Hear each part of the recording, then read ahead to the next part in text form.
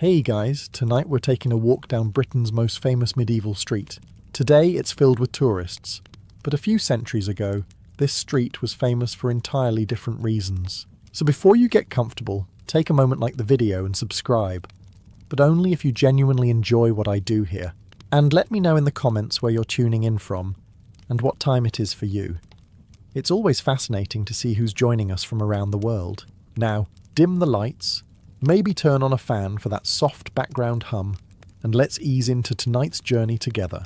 Long before the Shambles became one of Britain's most photographed streets, before tourists arrived armed with smartphones and an unshakable determination to photograph the exact same building from the exact same angle as the previous 8,000 visitors, this corner of York was already a bustling centre of trade. To understand the Shambles, we need to travel back nearly 1,000 years. At the time, York was one of the most important cities in England. The Romans had built a fortress here centuries earlier. Then came the Vikings, who captured the city and transformed it into a thriving trading hub known as Jorvik. Merchants arrived from across northern Europe carrying furs, cloth, amber, metal goods, and whatever else could survive a long sea voyage without becoming a legal dispute. York's location made it valuable. Roads connected it to the rest of England. Rivers connected it to the sea. Trade brought money. Money brought people. People brought more people. Before long, the city was growing faster than anyone had planned. Not that anyone had actually planned much. Medieval urban planning largely consisted of building something wherever there happened to be empty space, and then acting surprised when congestion appeared a few decades later. Within York's protective walls, streets became increasingly crowded. Houses pressed against workshops. Workshops pressed against shops. Shops pressed against taverns. Taverns pressed against everything else. The future Shambles occupied a particularly desirable location near the commercial heart of the city. Merchants wanted access to customers. Customers wanted access to goods. Landowners wanted access to profits. Nobody wanted access to taxes, but those arrived anyway. By the 12th century, the area had become one of the busiest parts of York. The street itself looked nothing like the charming destination visitors admire today. Instead of neat cobblestones and carefully restored timber buildings, you would have found uneven ground, mud, livestock, carts, noise, and enough unpleasant smells to make your eyes question their commitment to remaining open. After rainfall, the road became a thick mixture of mud and whatever else happened to be lying around. And there was always something lying around. A medieval street was not cleaned by municipal services. It was cleaned by rain, gravity, pigs, and hope. Mostly hope. Yet despite the dirt and disorder, opportunity flourished here. Traders shouted from stalls. Craftsmen worked from dawn until dusk. Apprentices carried goods through crowded lanes while trying not to get kicked by horses, robbed by thieves, or yelled at by their masters. Some succeeded. Most got yelled at anyway. As York grew wealthier, the district grew with it. New buildings replaced older ones. Families established businesses that lasted generations. Money flowed through the neighbourhood.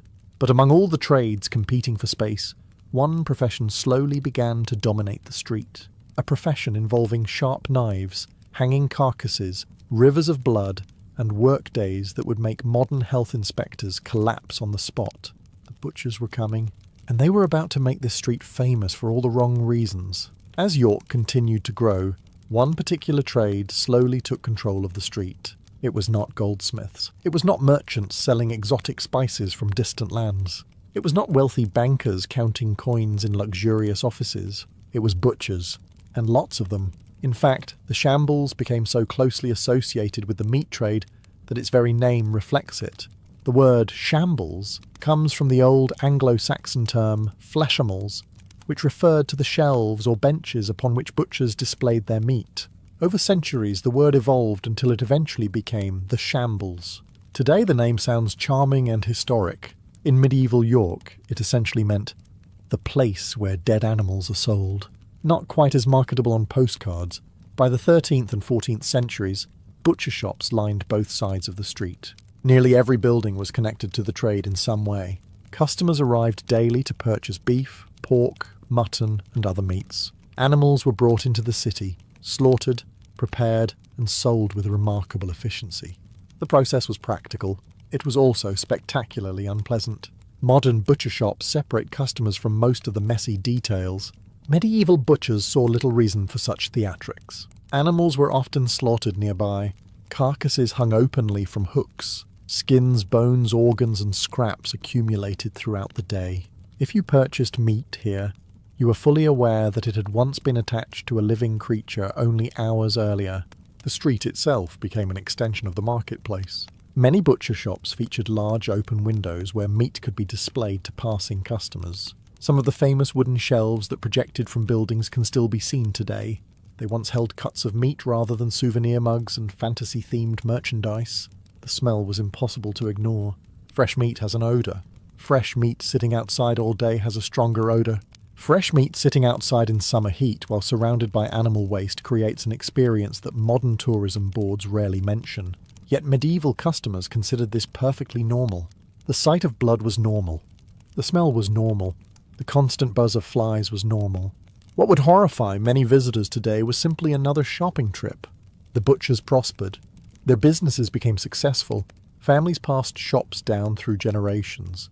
But success came with consequences, because when dozens of butcher shops operated side by side, they produced far more than meat. They produced waste, and soon that waste would transform the shambles into one of the filthiest streets in medieval England. The success of York's butchers created one small problem. Actually, several large problems. The first problem was blood. The second problem was waste. The third problem was that medieval people had not yet invented the phrase environmental sanitation. Every day, animals were slaughtered, butchered, cleaned, and prepared for sale. While this supplied the city with much-needed food, it also produced mountains of unwanted remains. Bones, fat, skin, organs, scraps of meat, and gallons upon gallons of blood all had to go somewhere. Unfortunately for everyone involved, that somewhere was usually the street. The shambles was designed with a narrow channel running down its centre. Today, visitors often walk over it without giving it much thought. In the Middle Ages, this gutter served an important purpose. It carried away waste, or at least that was the theory. In practice, the gutter struggled heroically against impossible odds.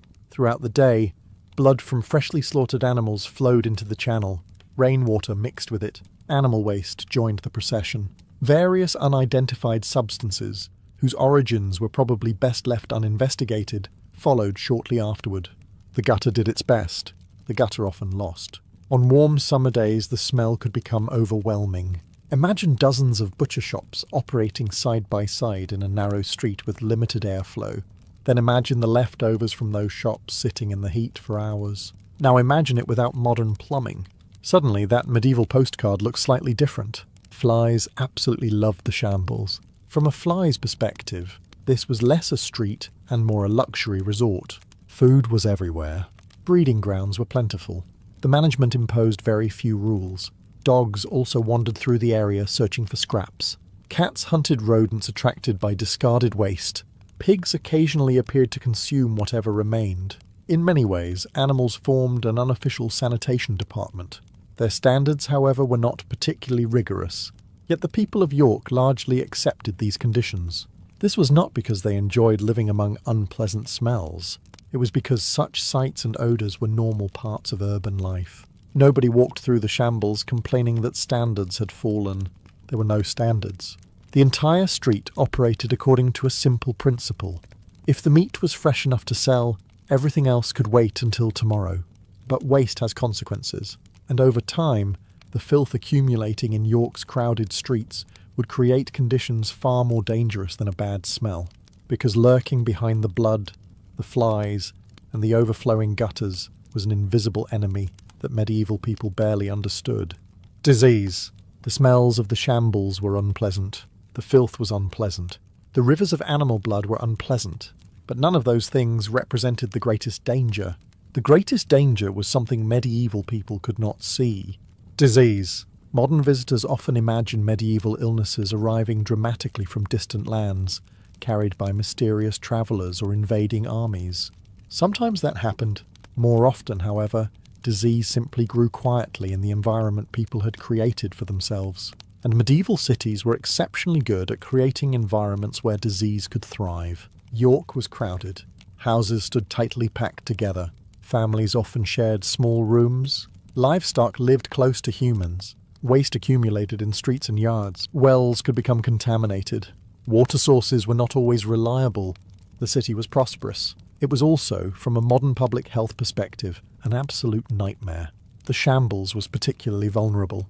The butcher trade attracted customers from across the city. Animals arrived regularly. Blood and waste flowed through the gutters. Flies moved freely between refuse and food. Rats found endless opportunities. To a disease-carrying organism, the shambles was not a problem. It was a solution. People constantly became sick. Stomach illnesses were common. Fevers swept through neighborhoods. Skin infections spread easily. Cuts that seem minor today could become life-threatening. A simple infection could kill a healthy adult within days. Even routine injuries carried risks. Imagine nicking your hand while preparing dinner. Now imagine doing so before antibiotics existed. Suddenly, dinner feels considerably more exciting than intended. Medical knowledge offered limited help. Medieval doctors worked with the information available to them, but much of it was based on ancient theories rather than scientific evidence. Treatments often involved balancing bodily humours, bloodletting, herbal mixtures, or various remedies that occasionally helped and occasionally made matters worse. Sometimes the cure and the disease appeared to be competing for the same victim. Ordinary people relied on experience, local healers, religious faith, and luck. Mostly luck. Children faced especially grim odds. Many never reached adulthood. Illnesses that modern medicine treats routinely could devastate entire families. A cough, fever, or infected wound could quickly become a tragedy. Yet life continued. Merchants opened their shops. Butchers prepared meat. Customers filled the streets. People married, worked, raised children, and planned for the future, despite living in a world where sickness was a constant companion. For generations, York endured these dangers. Then, in the middle of the 14th century, a new disease arrived in England, one that would make all previous outbreaks seem almost insignificant. The Black Death was coming.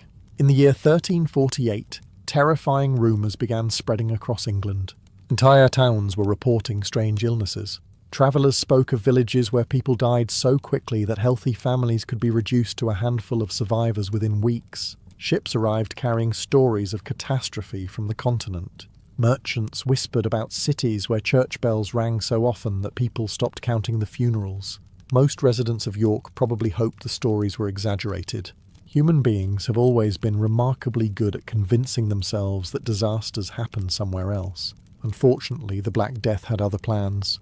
The plague arrived in England through southern ports before steadily moving northward. As trade routes carried goods across the country, they also carried something far deadlier. By the time the disease approached York, fear had already arrived ahead of it. No one fully understood what was happening. Some believed God was punishing humanity for its sins. Others blamed unusual weather. Some pointed fingers at foreigners, strangers, or unpopular neighbours. History repeatedly demonstrates that when people cannot explain a crisis, they become surprisingly creative in assigning blame.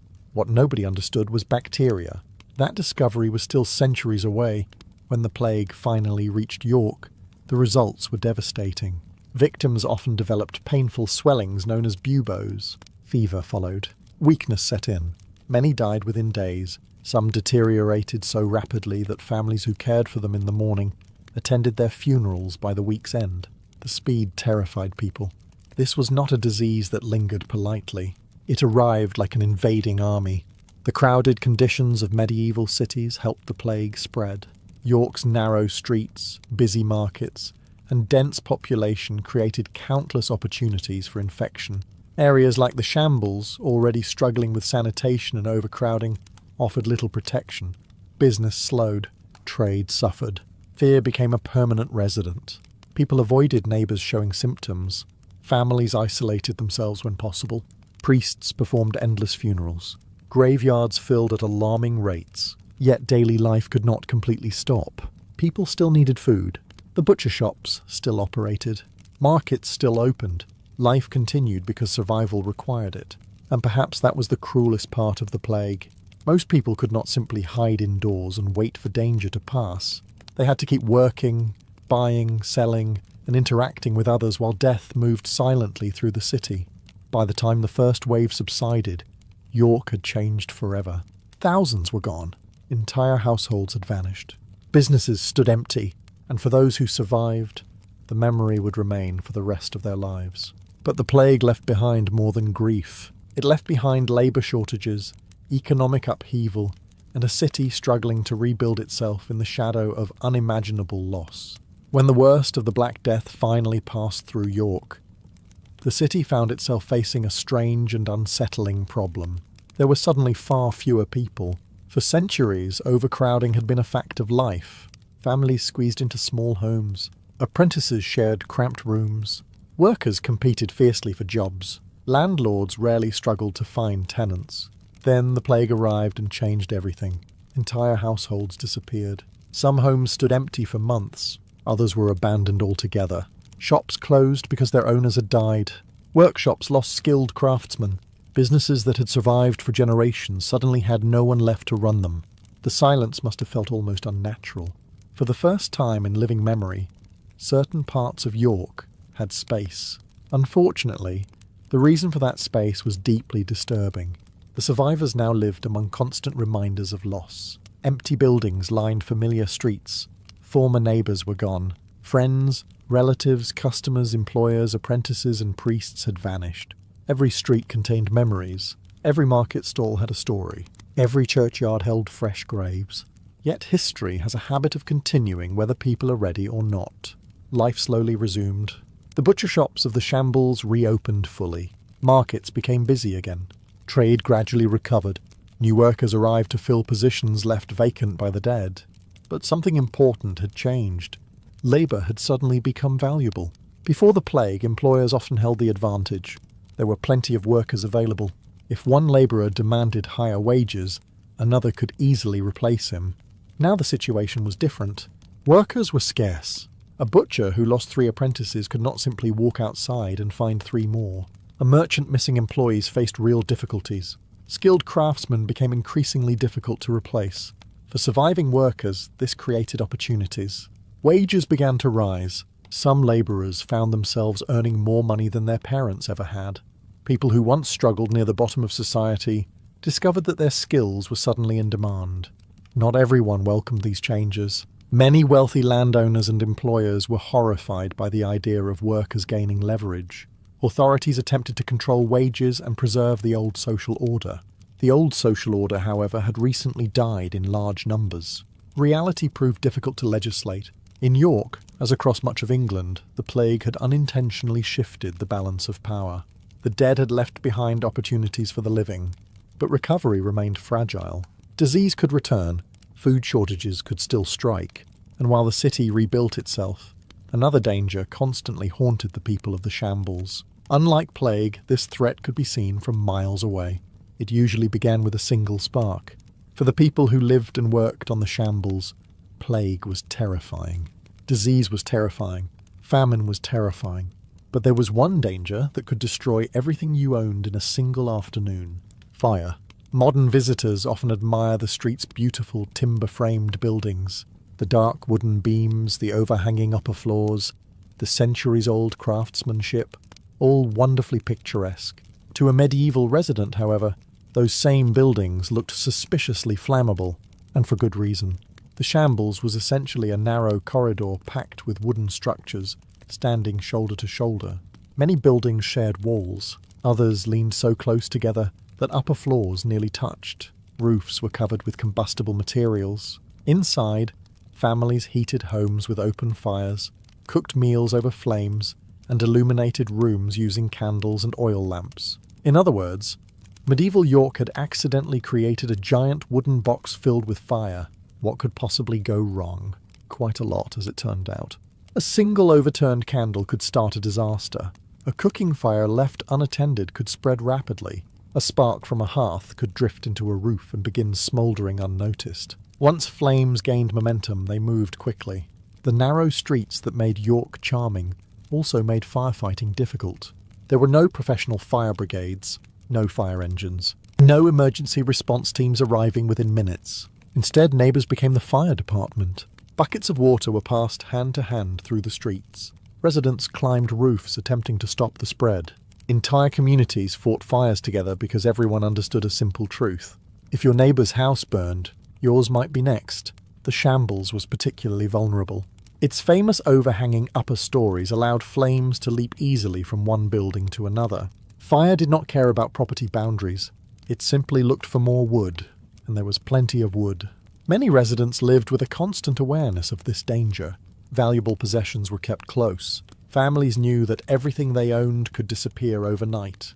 For poorer households, a fire was more than an inconvenience. It was financial ruin. Yet despite the risks, people continued building in the same way. Timber remained affordable. Space remained limited. Life continued. Humans have always been remarkably skilled at acknowledging danger and then carrying on anyway. The buildings of the Shambles survived countless fires over the centuries. Some were damaged. Some were rebuilt. Some escaped destruction through sheer luck. But while fire threatened the street from within, another source of fear loomed just beyond it. A fear that came not from flames or disease, but from the people who ruled the city, and the punishments they imposed upon those who broke its laws. For all its wealth and importance, medieval York was not a particularly peaceful place. This should not come as a surprise. The city contained thousands of people living in close quarters, competing for money, property, business opportunities, and social status. Add alcohol, poor lighting, sharp knives, and a legal system that was still very much a work in progress, and conflict became almost inevitable. The Shambles, with its crowded shops and constant flow of customers, provided endless opportunities for crime. Pickpockets worked busy markets. Thieves targeted merchants carrying valuable goods. Scammers cheated customers whenever possible. And arguments had an unfortunate tendency to escalate very quickly. Today, a disagreement over a business transaction might result in a strongly worded online review. In medieval York, it might result in someone reaching for a knife. The city authorities attempted to maintain order, but policing looked very different from what we know today. There was no modern police force, no detectives, no forensic teams carefully analysing evidence. Instead, communities largely policed themselves. If a crime occurred, victims often relied upon witnesses, neighbours or local officials. Suspects could be pursued through a system known as the hue and cry, where ordinary citizens were expected to help chase criminals. Imagine being woken in the middle of the night and ordered to help hunt a thief through dark medieval streets. Participation was not considered optional. Justice itself could be harsh. Fines were common for minor offences. More serious crimes could result in imprisonment, public humiliation, mutilation, or execution. Medieval authorities believed punishment should serve as a warning, a very visible warning. Public punishments attracted crowds. People gathered to watch offenders placed in stocks, pillories, or other devices designed to maximise embarrassment. The public was expected to learn a lesson. The crowd often learned new insults instead. Executions were even more dramatic. They served as powerful reminders of royal authority and the consequences of breaking the law. For residents of York, these spectacles were part of life. Children grew up seeing them. Merchants discussed them. Travellers carried stories of them to other towns. The message was simple: obey the law, or become entertainment.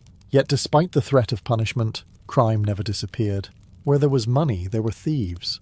Where there were crowded streets, there were opportunities. And where there were human beings, there were bad decisions. The people of the Shambles lived with this reality every day. But while criminals posed a danger to individuals, another threat loomed over the entire city. A threat capable of turning neighbour against neighbour. A threat fuelled by fear, faith and suspicion.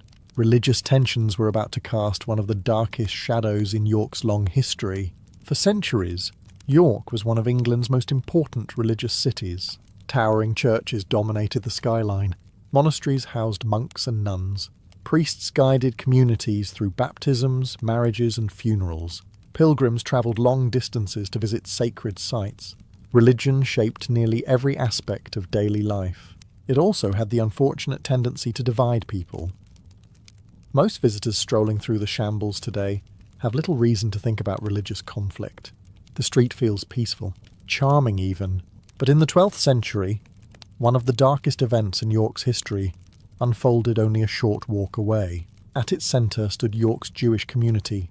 Jewish families had lived in England since the Norman conquest. Many settled in important cities like York, where they became merchants, traders, and moneylenders. Because Christian teachings often restricted lending money with interest, Jewish financiers filled an important economic role. They were useful, they were successful, and that success sometimes made them targets. As debts accumulated and tensions grew, resentment followed. The situation worsened during periods of political instability. Rumours spread easily, accusations multiplied, religious prejudice mixed with economic frustration in a dangerous combination. History repeatedly demonstrates that when societies face uncertainty, minorities often become convenient scapegoats. York was no exception. In the year 1190, tensions finally exploded. Violence erupted against York's Jewish population. Seeking safety, many Jewish families fled to Clifford's Tower, the royal fortress overlooking the city. There they hoped royal protection would shield them from the growing mob. Instead, they found themselves trapped. The siege continued for days. Conditions deteriorated. As the crowd outside grew increasingly hostile, those sheltering inside faced an impossible choice. Rather than fall into the hands of the attackers, many chose death. The tragedy that followed became one of the worst anti-Jewish massacres in medieval English history.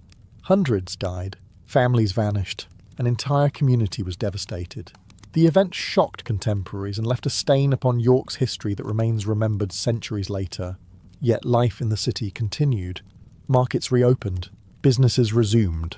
The shambles carried on selling meat, just as it had before.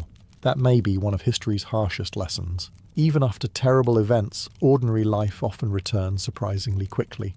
The buildings remain, the streets remain, the city moves forward, but the memories linger beneath the surface. And as York entered the later Middle Ages, another kind of shadow began gathering over the shambles, not one created by hatred or violence, but by age itself, because the very buildings that made the street famous were beginning to bend, sag, and lean in ways that would terrify modern engineers. One of the first things visitors notice about the shambles is that the buildings seem to be falling over, not dramatically, not in a way that requires immediate evacuation, more in a way that suggests the buildings have spent the last 600 years slowly reconsidering their relationship with gravity. The leaning upper floors have become one of the street's most famous features. Tourists love them. Photographers love them. Historians love them. Medieval builders, however, probably would have preferred their houses to remain upright. The oldest surviving buildings on the shambles date largely from the 14th and 15th centuries. They were constructed using timber frames filled with plaster and other materials. At the time, these structures represented practical solutions to urban living. No one expected them to survive into the 21st century. Frankly, many probably did not expect them to survive into the 16th. Yet here they are. Part of the reason the buildings lean is simple age. Timber shifts over time. Foundations settle. Generations of repairs, modifications and additions gradually altered the structures. Each century left its mark. A wall might be moved, a room expanded, a roof repaired, a floor reinforced. Then another generation would come along and make its own adjustments. After several hundred years, the result resembled less a carefully engineered structure and more a very successful architectural compromise. The famous overhanging upper stories also contributed to the effect. Property owners wanted more living space, but land inside York's walls was expensive. Rather than expanding outward at ground level, they built upper floors that projected over the street below. This approach created larger homes without requiring additional land. It also created the visual impression that the buildings were slowly attempting to shake hands above pedestrians' heads. In some places, the upper stories grew so close together that daylight struggled to reach the street below. The shambles became darker, narrower, more enclosed, which was wonderful if you enjoyed atmosphere, less wonderful if you enjoyed sunlight. Despite their appearance, these buildings survived numerous threats. Fires damaged some structures, storms battered others, economic downturns reduced maintenance, wars disrupted trade, yet the street endured, partly because residents continually repaired what they could, partly because replacing entire buildings was expensive, and partly because medieval people possessed a remarkable ability to look at a visibly crooked house and conclude that it would probably be fine for another generation. Most of the time, they were correct. But as the centuries passed, the aging street accumulated more than structural quirks. It accumulated stories. Strange stories. Stories of shadows, whispers, unexplained footsteps, and encounters that convinced many residents that the shambles was not entirely occupied by the living. A street that survives for nearly 1,000 years is bound to collect stories. Some are true, some are exaggerated, some begin with a neighbour telling a tale after a few drinks, and somehow end centuries later in guidebooks and ghost tours. The Shambles has accumulated all three. York itself is often described as one of the most haunted cities in England. Whether that title is deserved or not depends largely on your opinion of ghosts. It also depends on how willing you are to walk through dark medieval streets at night, while someone enthusiastically points at shadows. The city's age certainly helps. Romans lived here, Vikings lived here, Normans lived here. Medieval merchants, priests, soldiers, criminals, and countless ordinary families lived here, and eventually all of them died here. That tends to encourage speculation. The Shambles became a natural home for ghost stories. The narrow street, leaning buildings, and centuries of history created the perfect atmosphere. During foggy evenings, the upper floors seem to close in overhead. The street grows quiet. Footsteps echo strangely between the buildings. It does not take much imagination to feel that someone might be watching. Many local legends speak of mysterious figures appearing briefly before vanishing. Shopkeepers have reported hearing footsteps in empty buildings. Others have described doors opening unexpectedly or strange noises during the night. Skeptics usually point out that ancient timber buildings make noises constantly. Floors creak, wood expands, walls settle, roofs shift. A 600-year-old building produces enough strange sounds to keep any ghost comfortably unemployed. Yet the stories persist. One reason may be the history itself. Generation after generation lived on the Shambles. Families were born here. Businesses succeeded and failed here. People laughed, argued, married, worked, suffered, and died within these buildings. The sheer number of human lives connected to the street gives it a powerful sense of presence. Even without believing in ghosts, visitors often feel something unusual, not supernatural, historical. The sensation that countless people have stood exactly where you are standing. The sensation that the street remembers, and in a way it does. Every beam, doorway, and worn stone carries evidence of centuries of use. The stories may change, the legends may grow, but the past never entirely disappears. Ironically, the greatest threat to the Shambles would not come from ghosts at all. It would come from progress, because by the 19th century, many people looked at old medieval streets and saw not history, but obstacles that needed to be removed. By the 19th century, the Shambles had survived plague, fire, economic crises, religious tensions, and centuries of wear and tear. Ironically, its greatest threat arrived during an age of prosperity. The Victorian era transformed Britain. Factories appeared across the country. Railways connected cities. New technologies changed daily life. Urban planners looked at ancient neighbourhoods with fresh eyes. Unfortunately for medieval buildings, those eyes often saw problems. To many Victorian reformers, old streets were dirty, overcrowded, unhealthy relics of a backward age. Narrow lanes blocked traffic. Ancient buildings required repairs. Modernisation seemed far more attractive than preservation. Across Britain, countless medieval districts disappeared beneath demolition crews. Entire neighbourhoods vanished. Buildings that had survived for 500 years were destroyed in a matter of days. Progress, as it turned out, was remarkably efficient. York faced the same pressures. City officials wanted wider roads, better sanitation, easier movement through the growing city. Some people argued that old medieval streets had little practical value in the modern world. The Shambles appeared particularly vulnerable. The buildings leaned at alarming angles. The street was extremely narrow. The structures were undeniably old. From a practical perspective, demolishing everything and starting over probably seemed sensible. History owes a great deal to the fact that not everyone agreed.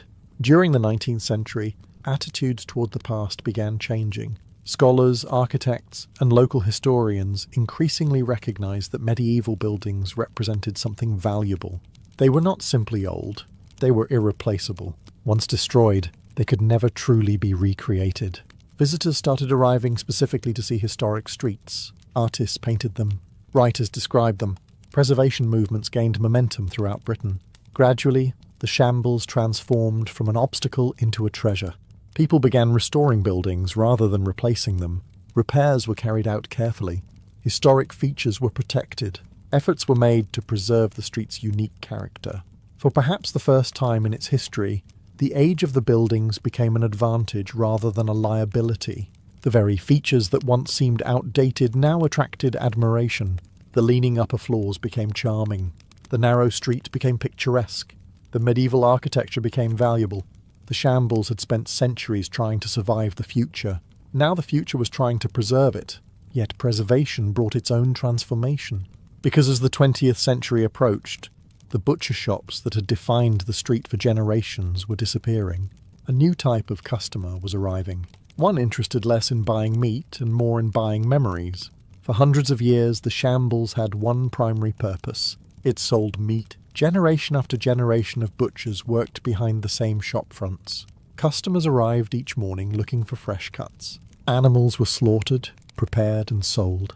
Blood flowed through gutters. Flies buzzed overhead. The smell alone ensured that nobody accidentally wandered in without realizing what business was being conducted. Then slowly everything changed.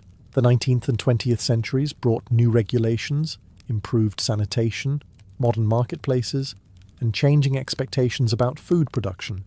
People increasingly preferred their meat to arrive with fewer visible reminders that it had once possessed legs. Centralized slaughterhouses became more common. Dedicated markets handled food distribution more efficiently. Modern hygiene standards emerged. This was excellent news for public health. It was less exciting for the local flies. As the butcher trade declined, the street entered a period of uncertainty. Many traditional businesses disappeared. Buildings that had once housed thriving family enterprises needed new purposes. Some streets might have faded into obscurity. The shambles did the exact opposite. Its survival suddenly became its greatest asset. Visitors began arriving specifically because the street looked medieval. Artists painted it. Photographers captured it. Historians wrote about it. Tourists wandered through simply to experience a place that seemed untouched by time. The irony was impossible to miss. For centuries, residents had endured the inconveniences of narrow streets, aging buildings, poor lighting, and difficult living conditions. Now people were travelling hundreds of miles to admire those inconveniences. The buildings themselves adapted once again. Former butcher shops became gift stores. Old commercial spaces became cafes. Historic buildings housed businesses that medieval residents could never have imagined. Some sold books, some sold souvenirs, some sold products that would have been completely incomprehensible to a 14th century butcher. Imagine trying to explain collectible refrigerator magnets to a medieval merchant. You would probably be accused of witchcraft. Tourism transformed the street's economy. Instead of serving local residents purchasing necessities, the shambles increasingly catered to visitors seeking experiences. The street became famous around the world. Films, television programs, travel guides, and social media helped spread its image far beyond York. Millions of people who had never visited England recognized its distinctive appearance. And yet, despite all the changes, something remarkable remained. The building still stood. The same crooked timber frames, the same narrow route, the same centuries-old foundations. Beneath the modern shops and smiling visitors, the medieval street endured. But as tourists walk beneath those leaning buildings today, most never realize just how much history surrounds them, or how much darkness still hides in plain sight. Today, the Shambles is one of the most visited streets in Britain. Visitors arrive early in the morning before the crowds. They photograph the leaning buildings. They admire the timber frames. They browse the shops. They enjoy the atmosphere. Most leave with pleasant memories.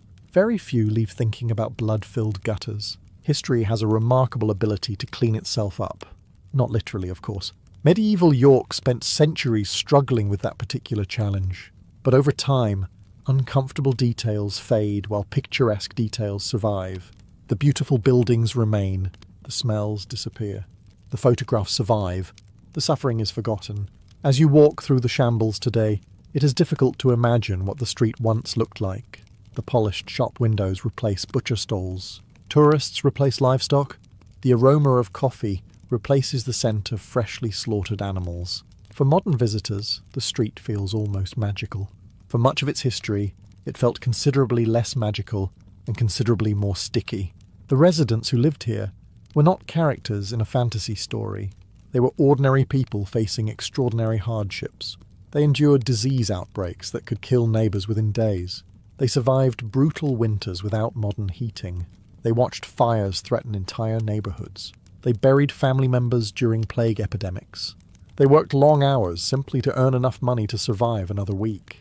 And they did all of this while living in buildings that occasionally appeared to be engaged in a slow-motion collapse. Yet somehow, generation after generation persevered. That perseverance is the real story of the shambles. Not the architecture, not the tourism, not even the history itself. The people, the butcher who opened his shop before dawn, the apprentice carrying supplies through muddy streets, the mother trying to keep children healthy during an outbreak of disease, the merchant rebuilding after a fire, the families who remained when others fled. Their names are mostly forgotten. Their struggles rarely appear in guidebooks. But without them, the shambles would not exist. Every beam in these buildings was raised by human hands. Every shop survived because someone worked to keep it alive. Every century left behind countless stories that never entered official records. And that may be why the shambles remain so fascinating. It is not merely a collection of old buildings. It is a monument to ordinary survival. A place where beauty emerged from hardship. A place where centuries of struggle became centuries of history. The tourists see the fairy tale. The buildings remember everything else. And perhaps that is the strangest thing about the shambles. Its darker past is not hidden underground. It is not locked away in forgotten archives. It stands openly before millions of visitors every year, hidden in plain sight, beneath every crooked beam and every leaning wall, waiting patiently for those willing to look a little closer. The street has never forgotten, only the rest of us have. If you stand on the shambles early in the morning, before the crowds arrive and before the shop doors open, the street feels different. The noise fades. The modern world pulls back for a moment. And for a few brief minutes, it becomes easier to understand why this place has fascinated people for centuries. The buildings still lean overhead exactly as they have for generations. The narrow street still follows the same route, worn by countless feet, long before automobiles, electricity, or even the concept of a weekend existed. Every stone has witnessed history, not the grand history found in textbooks, not kings signing treaties or armies winning battles. The other kind of history, the kind most people actually lived. For nearly 1,000 years, ordinary men and women walked this street carrying out ordinary lives. A butcher hurrying to open his shop before sunrise. A merchant worrying about debts. An apprentice dreaming of one day owning a business. A mother carrying food home for her family. A child chasing friends through the crowded lane. None of them knew they were living inside a future tourist attraction. They were simply trying to get through another day. That is what makes the shambles remarkable. Its survival is not just architectural, it is human. The street survived because generations of people repaired it, rebuilt it, worked within it, and refused to abandon it. When plague struck, they remained. When fires threatened, they rebuilt. When businesses failed, new ones appeared. When entire centuries passed, life continued. The buildings standing today are the visible part of that story. The invisible part belongs to the people, the thousands of forgotten lives that shaped this place brick by brick, beam by beam, year after year. Visitors often describe the shambles as stepping into the past. In reality, the past never left. It lingers in the warped timber frames. It hides beneath the cobblestones. It echoes through the narrow spaces between buildings. The street may look charming now. It may appear peaceful. But behind every postcard view lies a history filled with blood, disease, hardship, fear, resilience, and survival. That is the true story of the shambles. Not a fairy tale, not a fantasy, but 1,000 years of ordinary people enduring extraordinary circumstances, and somehow, against all odds, leaving behind one of the most famous streets in the world, a street that still stands today, still leaning, still enduring, and still quietly telling its story to anyone willing to slow down and listen. Long before the first cauldron began to simmer, and before a single harp string was plucked, the feast was already underway in the minds of the Celtic Tribes. Across the countryside, word spread that a gathering was approaching. There were no printed invitations, no carefully designed event posters, and certainly no complaints about parking. Instead, travellers carried news from settlement to settlement. Farmers heard it while trading livestock. Hunters learned of it while returning from the forests. Soon, entire communities knew that the time had come to gather. The roads leading toward the chosen meeting place gradually filled with people. Families travelled together, bringing carts loaded with supplies, blankets, tools, and food. Children ran ahead excitedly, while older relatives moved at a pace that suggested they had attended enough feasts to know that rushing accomplished very little. For many Celts, these gatherings were among the most important events of the year. Daily life was often spent working fields, tending animals, repairing homes, and surviving the endless demands of a world that seemed determined to break carts, ruin crops, and produce rain at the least convenient moments. A feast offered something different.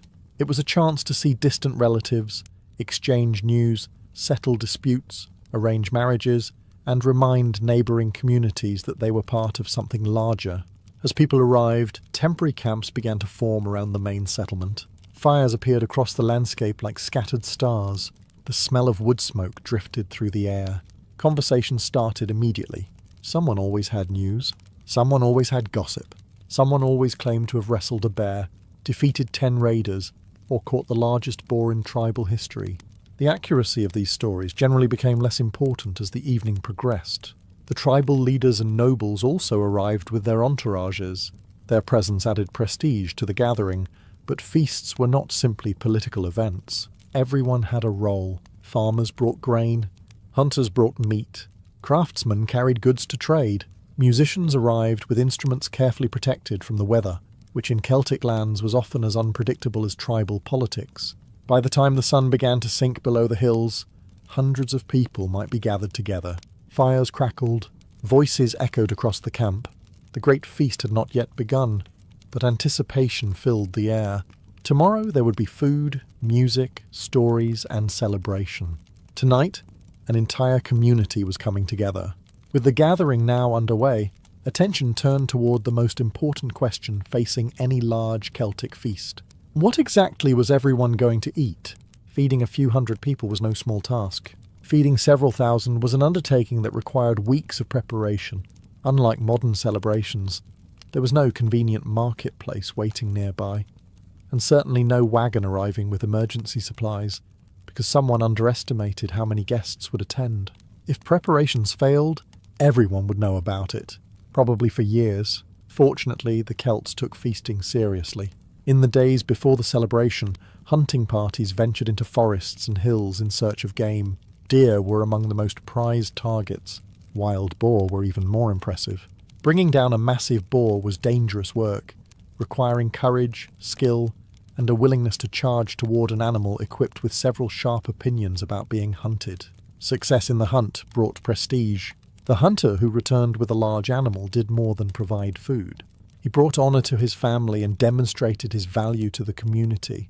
Around Celtic campfires, a successful hunt could become a story retold for generations, often gaining additional details each time it was told.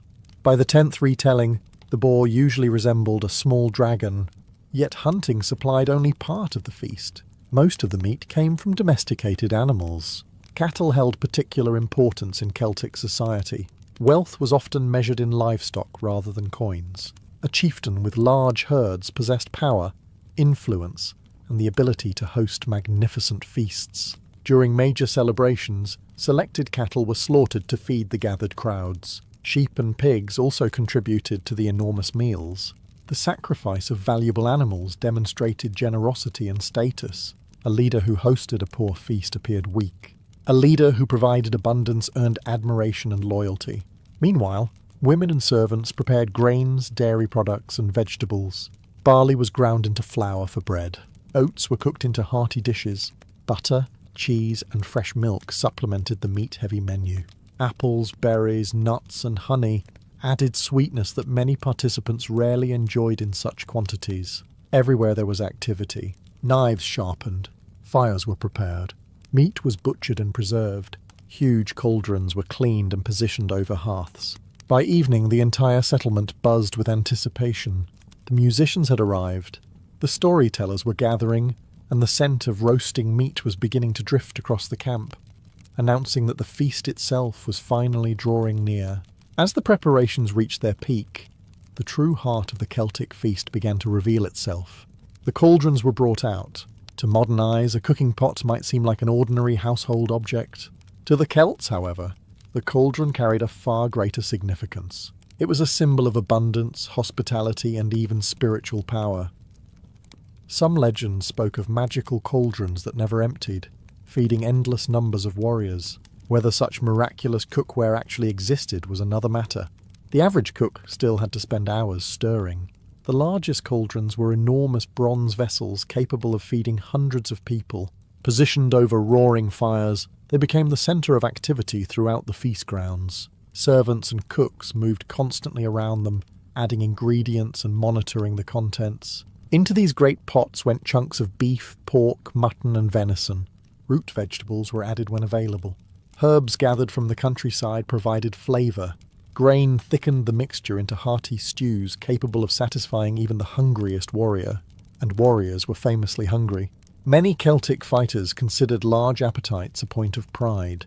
A feast offered them the perfect opportunity to demonstrate this talent. Unlike skill with a spear, however, excessive eating often produced consequences that became painfully clear later in the evening. As the food cooked, crowds gathered around the fires. The smell alone was enough to attract attention. Rich aromas drifted through the settlement, mixing with wood smoke and the scent of freshly baked bread. The distribution of food followed social customs. Chieftains, nobles, honoured guests, and famous warriors often received the finest cuts of meat. Certain portions carried special prestige. The choicest cut might be awarded to the bravest warrior or the most respected guest. This occasionally caused arguments. Ancient Irish stories describe fierce disputes over who deserved the champion's portion of meat. In some cases, these disagreements escalated into wrestling matches, duels, or full-scale brawls. Apparently, determining who deserved the best piece of beef was considered a matter of national importance. Fortunately, most feasts remained peaceful. As darkness settled across the gathering, wooden bowls were filled and passed among the crowd. Families sat together around fires. Travellers shared meals with strangers. Laughter spread through the camp. For a few precious hours, worries about harvests, rival tribes, and daily hardships faded into the background. The great cauldrons had done their job. The people were fed. Now it was time for the music to begin. With stomachs full and the great cauldrons gradually emptying, the feast entered its second life. The food had brought the people together. The music would keep them there. As darkness settled across the countryside, musicians emerged from among the gathered crowds, carrying instruments that had entertained Celtic communities for generations. Harps, pipes, horns, drums, and stringed instruments appeared around the fires. Some were finely crafted possessions owned by respected performers. Others looked as though they had survived several generations of enthusiastic use. No one seemed particularly concerned about perfection. Celtic music was not something reserved for grand halls or silent audiences. It was meant to be experienced collectively. People sang along, clapped, danced, and occasionally joined in despite possessing very little musical talent. Fortunately, after enough cups of ale, standards became remarkably flexible. The harp often held a special place among Celtic instruments. Skilled harpists enjoyed considerable respect. Their music could accompany celebrations, honour important guests, or provide a fitting backdrop for stories of heroes and gods. Nearby, drummers established steady rhythms that echoed across the camp. Pipes added sharp melodies that carried through the night air. The combined sound transformed the gathering into something almost magical. Soon dancing began. Young men and women joined circles around the fires. Friends grabbed one another by the arms and moved to familiar rhythms. Some dances were energetic enough to leave participants breathless. Others moved at a slower pace, offering opportunities for conversation and courtship. For many young people, the feast was one of the few chances to meet potential partners from neighbouring communities. Parents often noticed these interactions with great interest. Young couples attempted to appear casual. Parents attempted to appear discreet. Neither side was usually very convincing. Meanwhile, older members of the community gathered near the edges of the celebration. They watched the dancing, shared drinks, and occasionally commented on how things had been done differently in their youth. This tradition has apparently survived every civilization in history. As the night deepened, the music continued without interruption. One group of musicians rested while another took their place. New songs followed old ones. Familiar melodies passed from generation to generation. The feast was no longer simply a meal. It had become a living expression of the tribe itself. Around the flickering fires, surrounded by laughter and music, people strengthened friendships, forged new bonds, and celebrated the community that connected them all. And before long, another ancient tradition would take centre stage. The storytellers were preparing to speak. As the music softened, and some of the dancers finally surrendered to exhaustion, another group stepped forward to claim the attention of the gathering. The storytellers. In a Celtic world with no printed books, no libraries, and certainly no endless stream of distractions arriving every few minutes, stories served a purpose far greater than simple entertainment. Stories preserved history. Stories taught lessons. Stories kept entire cultures alive. Around the fires, crowds gathered closer as experienced storytellers prepared to speak. These men and women possessed remarkable memories. Some could recite genealogies stretching back generations. Others knew ancient legends that took hours, sometimes even days, to tell properly. The audience settled into silence. A good storyteller could command a crowd more effectively than many kings. The tales often began with heroes.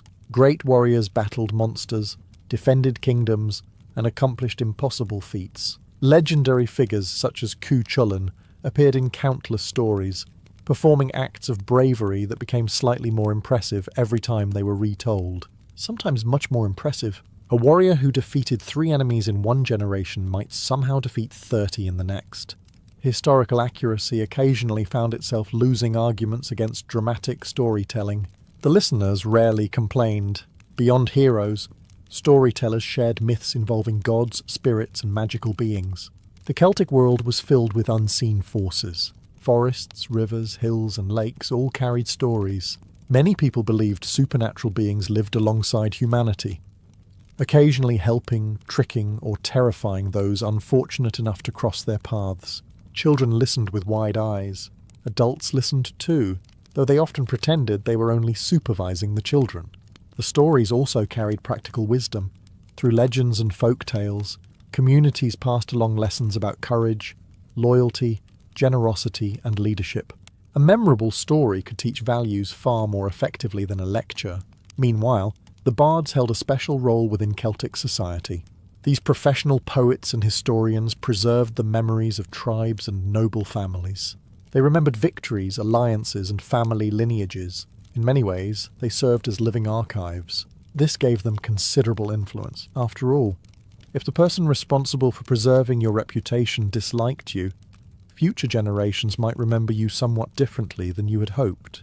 As the firelight flickered across attentive faces, old stories continued flowing into the night. Some inspired laughter, others inspired wonder, and some reminded everyone gathered there that they belonged to a people whose history stretched far beyond any single lifetime. For the Celts, memory itself was part of the feast. By now, the feast had been underway for hours. The food had been eaten, the music had filled the night. The storytellers had carried listeners into worlds of heroes and spirits. Naturally, it was time for alcohol to begin influencing the quality of everyone's decision-making. The Celts were no strangers to drinking. Feasts provided the perfect opportunity for ale, mead, and imported wines to flow freely among the gathered crowds. Drinking was not merely recreation, it was woven into hospitality, celebration, and social bonding. A host who offered generous amounts of drink demonstrated wealth and status. A guest who accepted the drink showed friendship and respect. At least that was the theory. In practice, some guests demonstrated their respect with such enthusiasm that they struggled to remain upright by midnight. Ale was the most common drink. Brewed from barley and other grains, it varied greatly in strength and quality. One settlement might produce a smooth, enjoyable ale. Another might produce something that tasted like wet bread mixed with regret. People drank it anyway. Mead, made from fermented honey, was especially prized. Its sweetness made it popular during major celebrations, and producing large quantities required resources that not everyone possessed. Sharing mead signalled abundance. Imported wine carried even greater prestige. Through trade networks stretching across Europe, some Celtic elites acquired wine from Mediterranean merchants. Possessing foreign wine was a clear display of wealth. It also offered excellent opportunities for showing off. A chieftain presenting imported wine to guests was making a statement. The statement was generally, "Look how important I am." As drinking continued, conversations grew louder. Friendly debates emerged around the fires. Warriors discussed past battles. Hunters compared achievements. Merchants negotiated trades. The accuracy of these conversations gradually declined as the evening progressed. A hunter who had killed one large boar in the morning might somehow have defeated 3 by midnight. By dawn, the animal might be breathing fire. Yet despite the exaggerations, drinking served an important purpose. Shared cups reinforced social bonds. Alliances were strengthened. Disputes were settled. Friendships deepened. Of course, not every gathering remained perfectly peaceful. Ancient sources occasionally describe arguments breaking out during feasts. Strong personalities combined with strong drink could produce memorable results. Fortunately, tribal elders and respected leaders often intervened before disagreements escalated into something requiring medical attention. Most of the time, laughter won. The fires burned lower. The stars wheeled overhead. And throughout the camp, cups continued to pass from hand to hand as another unforgettable Celtic night carried on toward dawn. As dawn approached and the feast entered its later stages, attention began to shift toward another important part of Celtic gatherings: trade. Not the boring kind involving endless paperwork and signatures. The Celtic version involved colourful goods, lively bargaining, and occasional attempts to convince someone that a perfectly ordinary knife was actually a legendary artifact of tremendous importance. Large feasts attracted people from many settlements, creating rare opportunities for exchange. Farmers, hunters, blacksmiths, craftsmen, merchants and travellers all arrived carrying goods they hoped to trade. Temporary markets appeared around the edges of the gathering.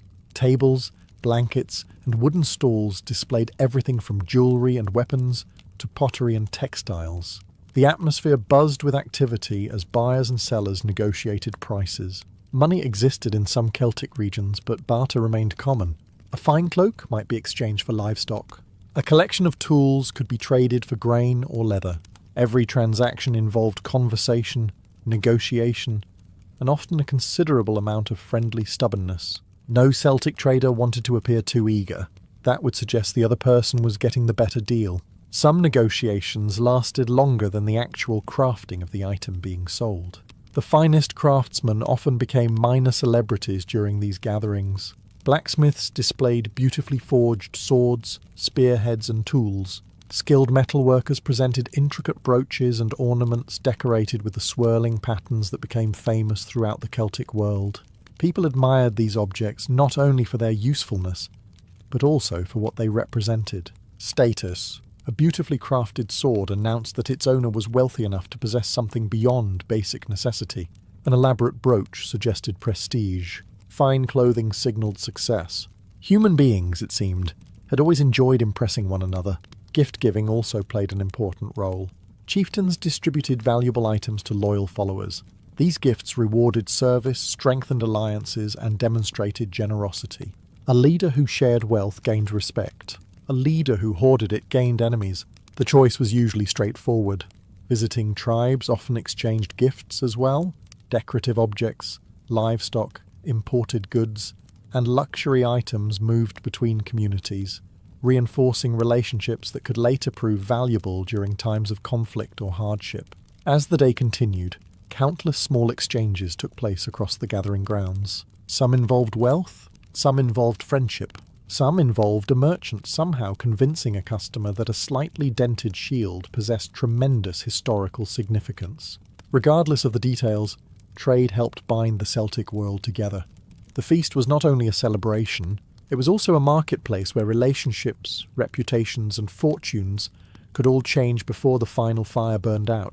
Beneath the laughter, the music, the trading, and the endless consumption of food and drink, there was another layer to the Celtic feast, a sacred one. To the Celts, the gathering was not simply a social event. It was also a moment when the community connected with forces larger than itself. The changing seasons, the land, the ancestors, and the gods all played a role in these celebrations. Many major feasts coincided with important points in the yearly cycle. Beltane marked the arrival of summer. Samhain signalled the beginning of winter. Imbolc welcomed the first signs of spring. Lughnasadh celebrated the harvest. These festivals helped structure the year and reminded people that their lives depended on rhythms far older than any tribe or kingdom. During such gatherings, druids often played an important role. The druids were not merely priests. They acted as scholars, judges, teachers, advisors, and keepers of sacred traditions. Their knowledge commanded respect throughout Celtic society.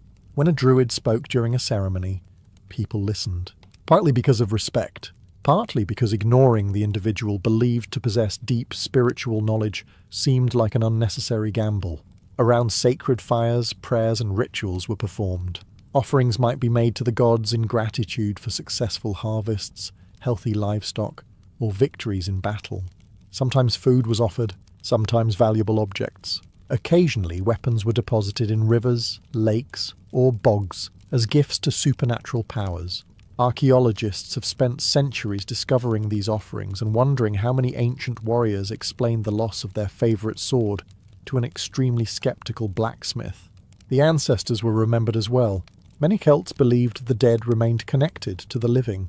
During festivals, especially Samhain, the boundary between worlds was thought to become thinner. Spirits might visit, ancestors might draw near.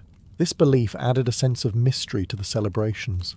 As darkness fell and fires flickered across the landscape, stories of spirits, gods, and ancient heroes felt much more convincing than they did in daylight. Even the bravest warriors occasionally found themselves glancing into the darkness beyond the firelight. Purely out of curiosity, of course, the sacred rituals reminded everyone that the feast was about more than enjoyment. It celebrated survival. It honoured the land that sustained the tribe. It acknowledged the generations that came before and the generations yet to come. For a brief moment, the living, the dead, and the divine all seemed connected around the same fires. Eventually, even the greatest feast had to come to an end. The music slowed. The storytellers grew quiet. The great cauldron stood nearly empty, and across the gathering grounds the first signs of departure began to appear. For days, sometimes longer, the feast had transformed an ordinary settlement into the centre of an entire region's social life. Thousands of conversations had taken place. New friendships had formed. Old rivalries had been eased. Marriages had been discussed. Alliances had been strengthened. Now people faced the difficult reality of returning to everyday life.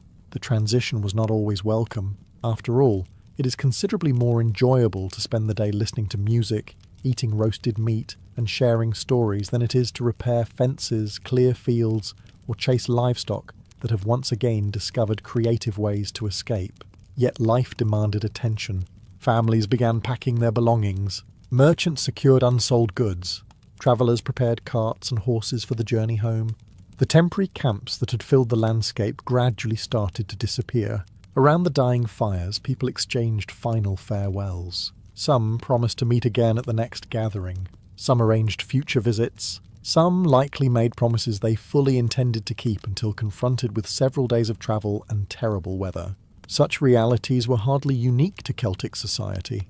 The chieftains and leaders also departed carrying valuable outcomes from the feast. Alliances had been renewed.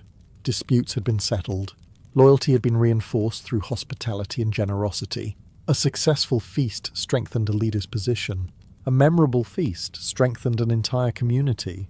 The effects often lasted long after the final fire had gone out. Children returned home with memories that would remain with them for years. Young couples carried hopes for future marriages. Warriors carried stories of contests and celebrations. Storytellers carried new tales gathered from distant visitors. And perhaps most importantly, everyone returned with a stronger sense of belonging. The Celtic world was made up of countless tribes, clans, and settlements scattered across forests, hills, valleys, and coastlines. Daily life could often feel isolated. Feasts reminded people that they were part of something larger.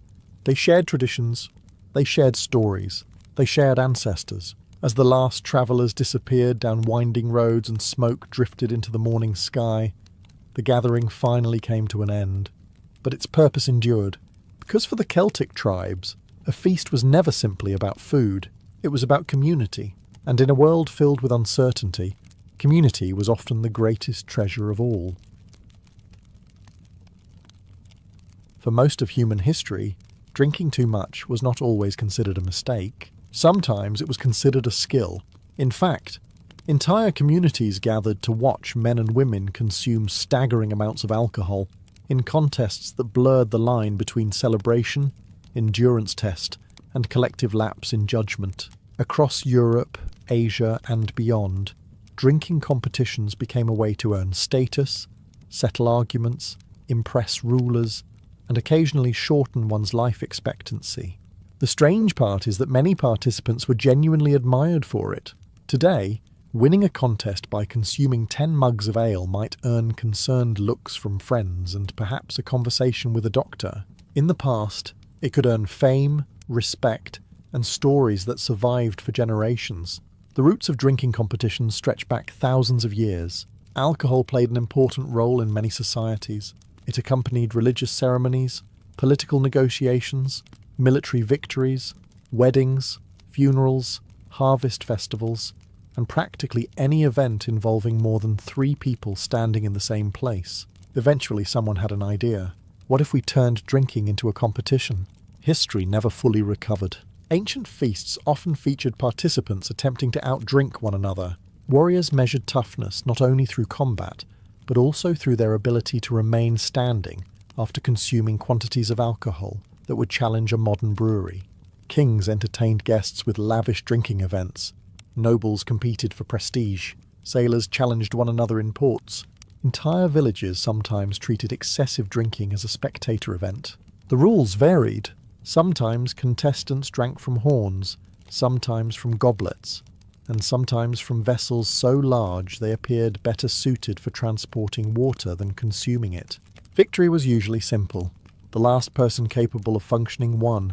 The definition of functioning, however, could be remarkably flexible. In many accounts, contestants were considered successful if they could still speak, walk, identify their own relatives, or avoid falling directly into a fire. Expectations were different in those days. Yet these contests reveal something fascinating about human nature. Again and again, across different cultures and centuries, people transformed ordinary activities into competitions. Running became races, fighting became tournaments, throwing objects became sports, and drinking became an arena where legends were born. Some competitors would challenge kings, some would humble entire groups of rivals, and a few would become so famous for their drinking exploits that centuries later, historians are still trying to determine whether the stories were true or simply the result of witnesses being equally drunk. If drinking competitions had a spiritual homeland, ancient Greece would certainly qualify as a strong contender.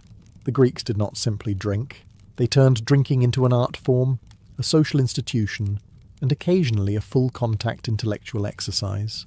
Their famous drinking gatherings, known as symposia, were among the most important social events in Greek society. Aristocrats, politicians, poets, philosophers, and military leaders gathered in specially prepared rooms to drink wine, discuss ideas, enjoy entertainment, and demonstrate varying levels of self-control, usually decreasing levels. A symposium often began in a relatively civilized manner.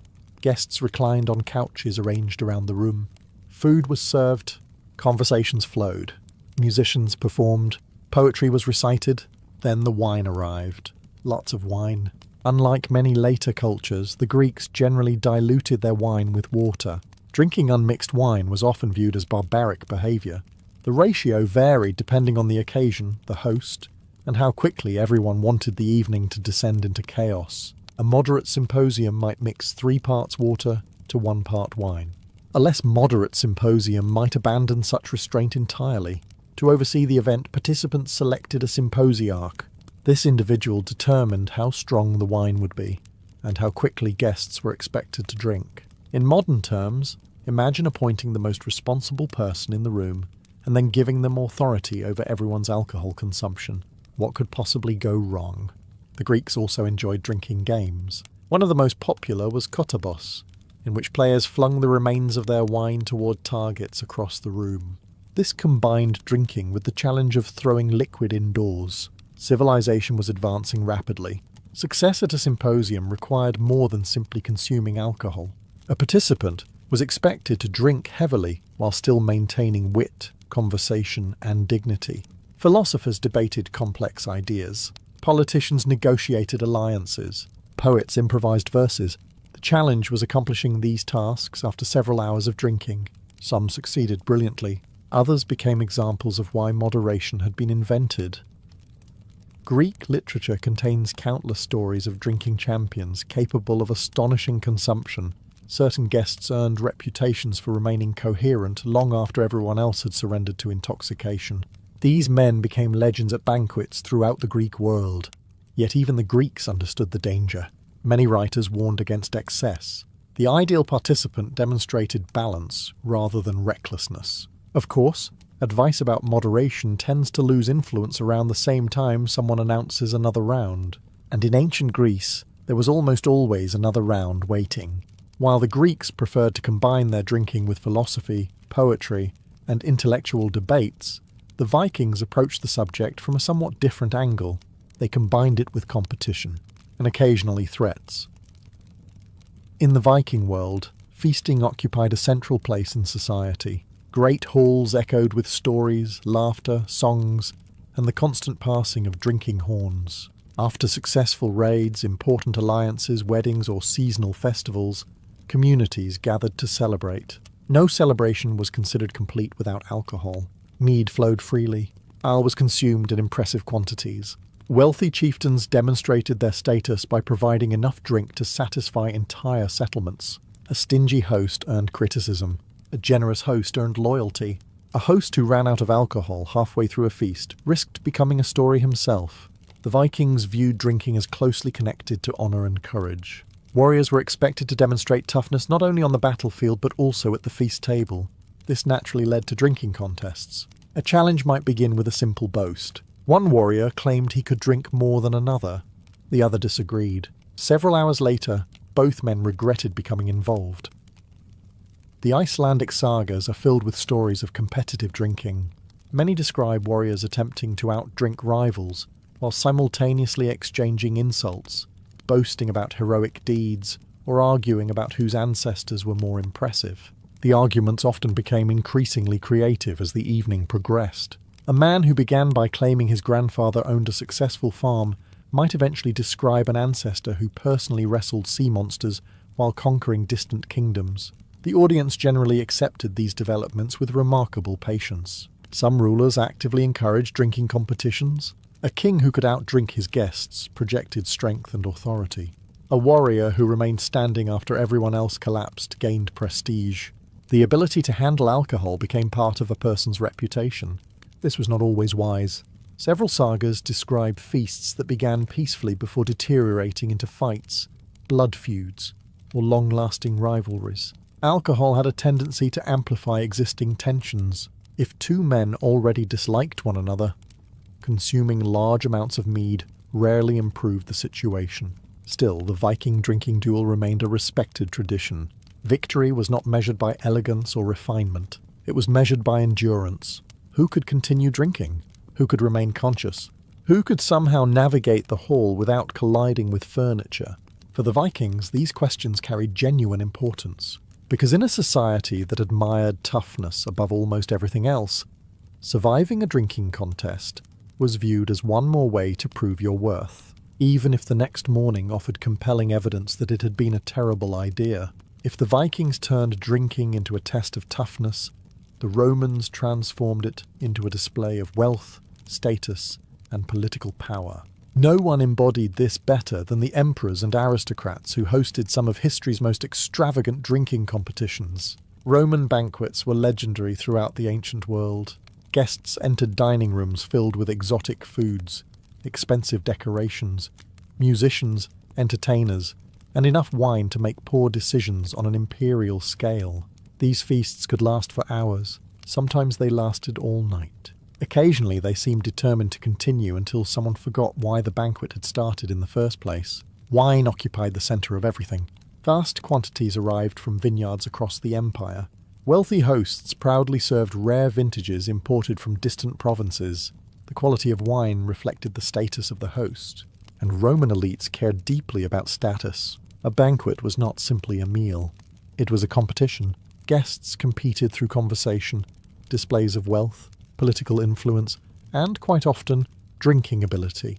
A nobleman who could consume large amounts of wine while remaining composed gained admiration from his peers, at least until he stopped remaining composed. Several Roman writers complained about excessive drinking among the upper classes. The poet Martial mocked guests who treated banquets as endurance contests. Juvenal filled his writings with sarcastic observations about aristocrats whose judgment disappeared somewhere between their 6th and 10th cup. The Romans themselves were fully aware of the absurdity. That did not stop them. One famous example involved Emperor Tiberius, who reportedly admired individuals capable of astonishing feats of drinking. According to ancient accounts, a man named Lucius Piso became one of his favourites largely because he could drink extraordinary amounts of wine without collapsing. Imagine earning imperial favour because your liver was operating at historically significant levels. It was an unusual career path. Other emperors encouraged equally excessive behaviour. Under rulers such as Nero, banquets became spectacles of indulgence. Guests competed to impress one another through consumption. Drinking challenges spread through the elite circles of Roman society. The atmosphere often blurred the line between celebration and survival exercise. Yet for all their excesses, these competitions served an important social function. Alliances were formed over cups of wine. Political deals emerged during banquets. Friendships were strengthened. Enemies occasionally became even greater enemies. As the empire grew richer, the drinking contests grew larger, and while Roman armies conquered distant lands, Roman nobles were busy conquering goblets, amphorae, and every available source of wine. History remembers many Roman achievements. Inventing professional-level overindulgence deserves at least an honourable mention.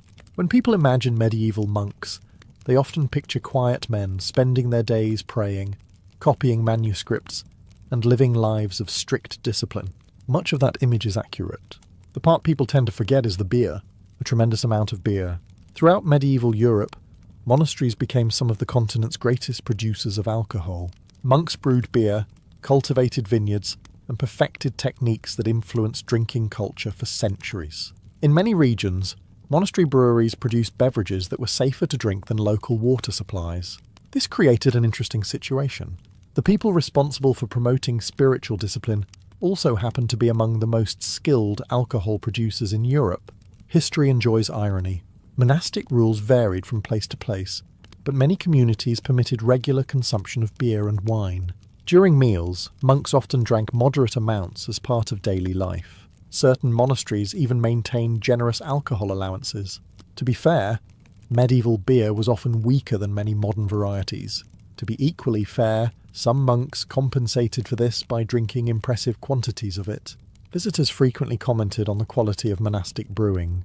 Wealthy nobles, travellers and pilgrims all appreciated the beverages produced behind monastery walls. A monastery known for excellent beer could attract both admiration and income. Not every monk approached this privilege with perfect restraint. Church records occasionally complained about excessive drinking among members of the clergy. Some abbots struggled to enforce moderation. Certain monks developed reputations for treating alcohol less as a dietary supplement and more as a personal calling. Human nature had apparently survived the vows. Feast days often presented the greatest challenges. Religious celebrations could involve large communal meals where beer and wine flowed more freely than usual. Friendly competitions sometimes emerged, especially when guests from neighbouring monasteries visited. No official rulebook encouraged drinking contests. That did not prevent them from happening. Accounts from various parts of medieval Europe describe clergy participating in lengthy feasts where drinking became a matter of pride. Nobody wanted to appear weak in front of visitors. The result was a surprisingly competitive atmosphere. Of course, most monks remained far more disciplined than the legendary drinkers found in royal courts and military camps. But their story highlights an important truth. Alcohol occupied a central place in medieval society. Whether you were a king, a knight, a merchant, a farmer, or a monk, opportunities to drink were never far away. And sometimes, behind the walls of Europe's monasteries, the men preserving sacred texts were also preserving the ancient tradition of seeing exactly how many cups they could handle before making regrettable decisions.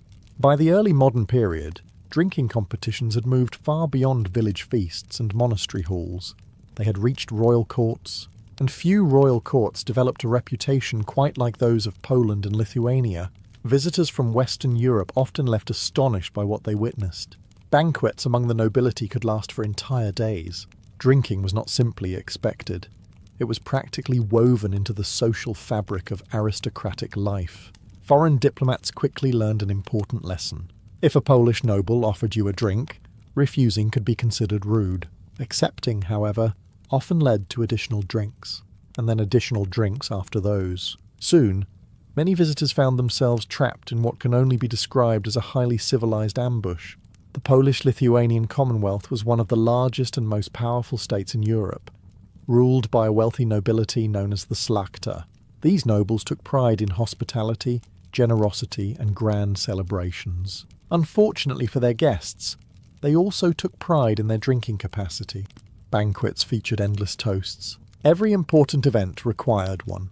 Military victories received toasts. Political agreements received toasts. Weddings received toasts. Births received toasts. Someone arriving safely after a long journey could expect several toasts before removing their coat.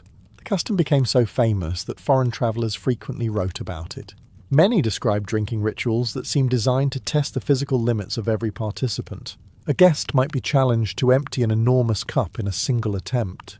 Then another. Then another. At some point, survival became the primary objective. Kings occasionally joined these festivities. Royal banquets often evolved into informal drinking competitions where nobles attempted to impress rulers through endurance and enthusiasm. Success brought admiration.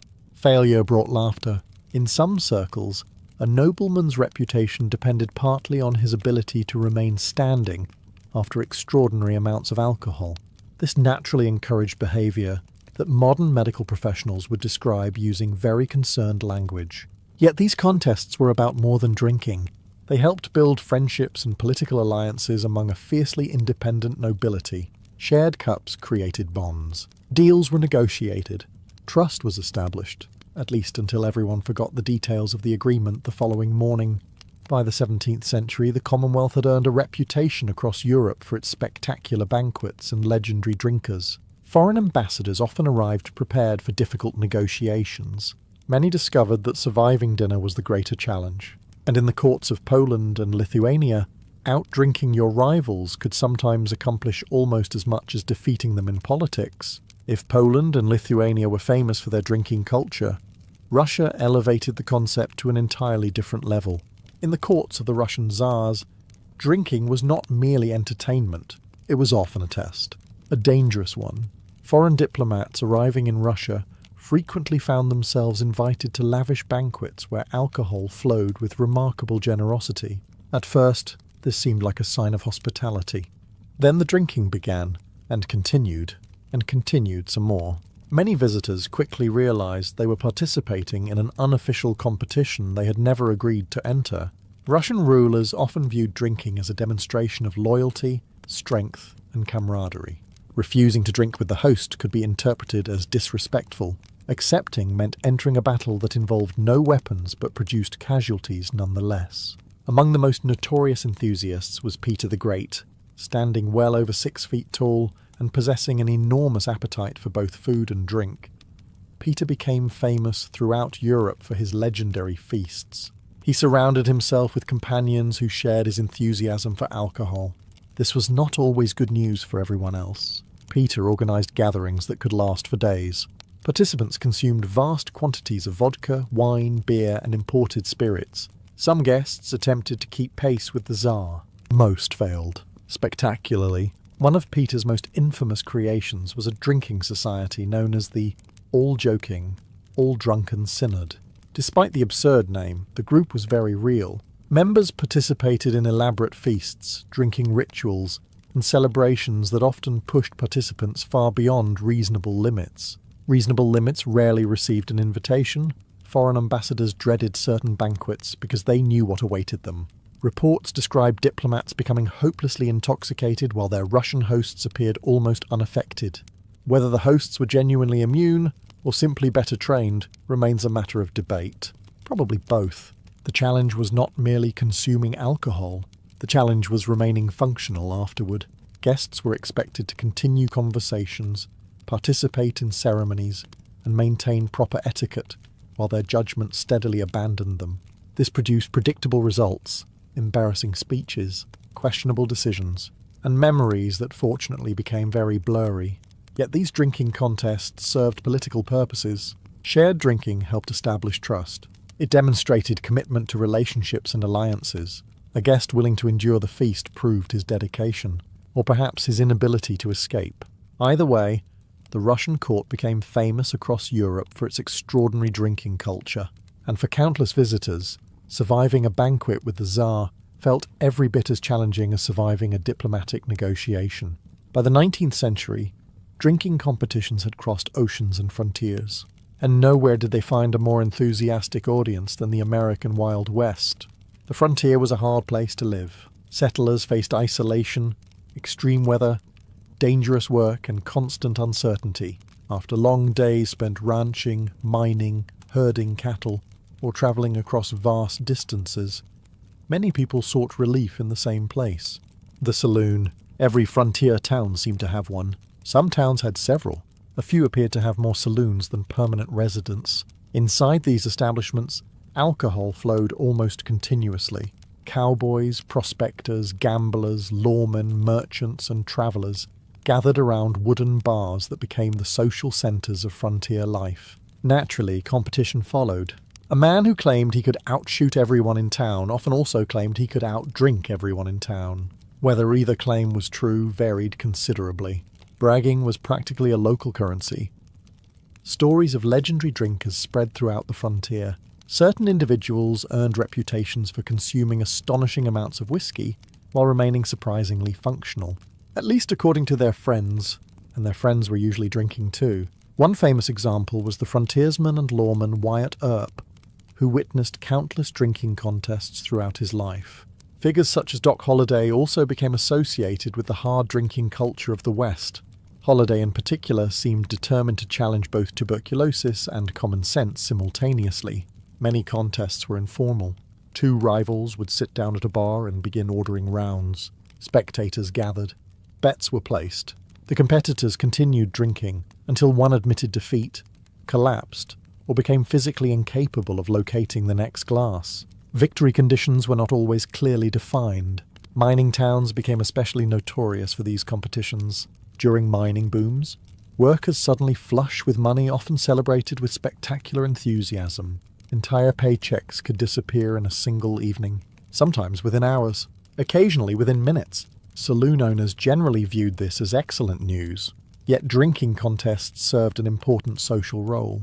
They provided entertainment in isolated communities. They helped newcomers earn acceptance. They created stories that people would retell for years, usually with substantial exaggeration.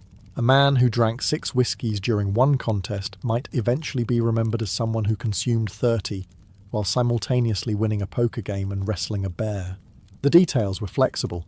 The legend was what mattered, and in the Wild West, where reputation could be almost as valuable as money, becoming known as the toughest drinker in town was a title many pursued, even if the trophy was nothing more than a terrible headache the following morning. After thousands of years of drinking competitions, feasts, royal banquets, tavern challenges, and legendary contests, one pattern appears again and again.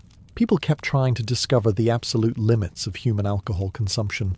History repeatedly demonstrated that this was not an especially good idea, yet generation after generation continued trying. By the late 19th and early 20th centuries, attitudes toward drinking competitions slowly began to change. Industrial societies became more organized. Governments grew more concerned about public health. Medical science advanced enough to explain what happened inside the human body during extreme drinking. The findings were not encouraging. It turned out that treating your liver like an undefeated gladiator came with consequences. For centuries, many legendary drinkers had been celebrated as heroes of endurance. Stories praised their ability to consume astonishing quantities of alcohol while remaining conscious, coherent, and occasionally upright. What those stories often omitted were the less glamorous details. The headaches, the illnesses, the shortened lifespans, and the fact that many legendary victories ended with someone sleeping face down in a ditch. Historical records are full of famous figures whose drinking eventually damaged their careers, relationships, and health. Kings lost control of kingdoms. Generals made poor decisions. Noblemen ruined fortunes. More than a few drinking champions discovered that their greatest talent was also their greatest weakness. Even so, the fascination never completely disappeared. Humans have always admired endurance. Whether climbing mountains, running marathons, crossing oceans, or surviving impossible challenges, people are naturally drawn to individuals who push beyond ordinary limits. Drinking competitions simply represented one of history's stranger versions of that impulse. A very strange version. Today, many of the old contests have vanished, but their stories remain. Ancient Greek philosophers attempting to outdrink one another, Viking warriors competing over mead horns, Roman aristocrats emptying endless cups of wine, Russian nobles surviving the banquets of Peter the Great, cowboys testing their reputations in frontier saloons. Each belonged to a different world, yet all shared the same belief, that there was honour, prestige or glory to be found at the bottom of another cup. Looking back, it is easy to laugh at some of these stories, and honestly, many deserve laughter. But they also reveal something timeless about humanity. People have always competed, people have always bragged, and people have always convinced themselves that one more round was an excellent idea. History suggests otherwise. Then again, history was usually written the next morning. For most people, drinking too much creates a fairly limited disaster. You embarrass yourself at a feast. You wake up with a headache. You spend the next day questioning several decisions. For kings, however, excessive drinking could become a national problem. When an ordinary farmer drank too much ale, a few chickens might go unfed. When a king drank too much wine, armies could be mismanaged, treaties could be signed, and entire kingdoms could find themselves living with the consequences. History is filled with rulers who enjoyed alcohol. Some enjoyed it responsibly. Others approached it with the enthusiasm of a man attempting to personally support the wine industry. Those are the rulers we are concerned with tonight. Throughout history, alcohol occupied an important place in royal life. Banquets celebrated military victories. Feasts honoured foreign ambassadors. Weddings, coronations, religious festivals, hunting trips, and political gatherings all involved drinking. A king who refused to participate risked appearing unfriendly or weak. A king who participated too enthusiastically created a different set of problems. Royal courts often encouraged excess. Wealthy nobles competed to host extravagant feasts. Foreign visitors arrived with gifts of wine and spirits. Servants ensured that cups remained full. Courtiers praised their rulers regardless of how questionable their behaviour became. This was not an environment designed to promote moderation. In fact, it was almost perfectly designed to destroy it. Many rulers developed reputations as legendary drinkers. Their ability to consume enormous quantities of alcohol became part of their public image. Some saw this as proof of strength. Others considered it evidence of courage, masculinity, or divine favour. Modern doctors might have chosen different interpretations. The problem was that kings possessed something most heavy drinkers lacked: power. When a ruler made decisions while intoxicated, those decisions affected millions of people.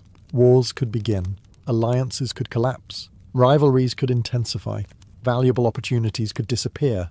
Sometimes the consequences were immediate. Sometimes they took years to unfold. Either way, entire nations often paid the bill for habits that began at the banquet table.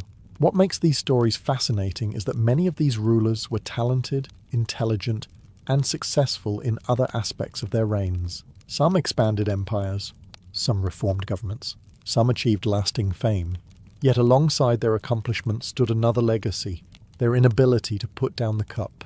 And as we will discover, a surprising number of kings spent their reigns balancing crowns on their heads while attempting to balance wine goblets in their hands. History suggests they were far better at the first task than the second.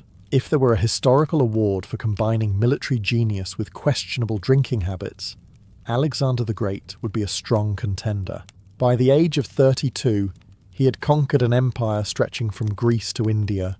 He defeated armies, toppled kingdoms, founded cities, and accomplished more before his 33rd birthday than most rulers managed in a lifetime. Unfortunately, Alexander also had a well-documented fondness for drinking. A very well-documented fondness. The Macedonian elite viewed drinking as an important part of social life. Banquets were where friendships were strengthened, victories were celebrated, and political alliances were maintained. Alcohol flowed freely, especially among the king's companions. Alexander embraced this tradition enthusiastically.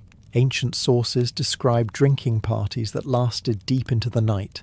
Large quantities of wine were consumed, often without the dilution favoured by the Greeks. Macedonian drinking culture prized endurance and toughness. Being able to outdrink your companions was considered admirable, at least until someone started making decisions. Alexander's drinking occasionally produced serious consequences. One of the most famous incidents involved his trusted friend Clytus the Black. During a banquet, an argument broke out.